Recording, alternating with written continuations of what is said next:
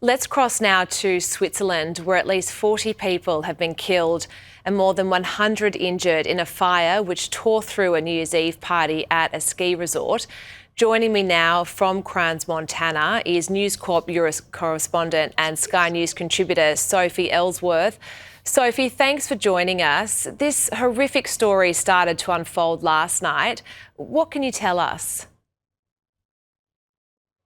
Yeah, look, Jaimee, it's just absolutely devastating. This is one of the most popular skiing destinations in Switzerland, and this is now a community that is in mourning. It's very somber around town this morning, as you see people walking through the streets here, just really trying to come to terms with the tragedy that has unfolded. Now, just behind me here, you can see that there are emergency services and investigators up there at the moment. There's plastic shielding around the bar where this inferno took place. We do know that more than 40 people have been killed in this blaze and more than 100 people injured. But Jaimee, there's many people who remain missing, and there is one Australian tourist that was caught up in this inferno who is receiving medical assistance. Have the police said yet what caused the fire?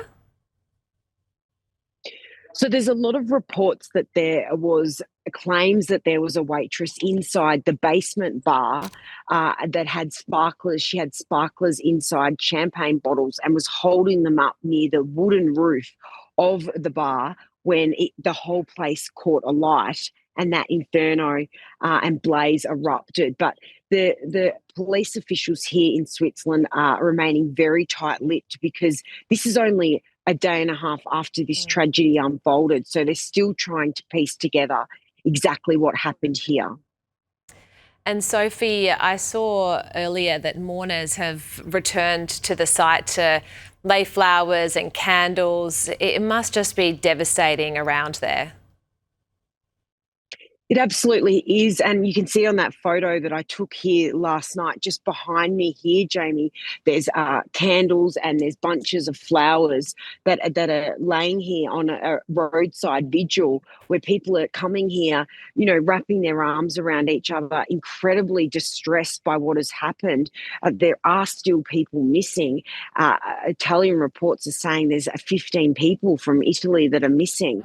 So they're still trying to determine who was caught in this blaze, and it could take days to actually work out who was actually inside that venue and who has died, because the gravity of this situation was so extreme. It's been hard to identify the bodies. So this is an absolute tragedy for Switzerland, and one that is going to take many days to identify these young revellers, many who are teenagers, caught up in this.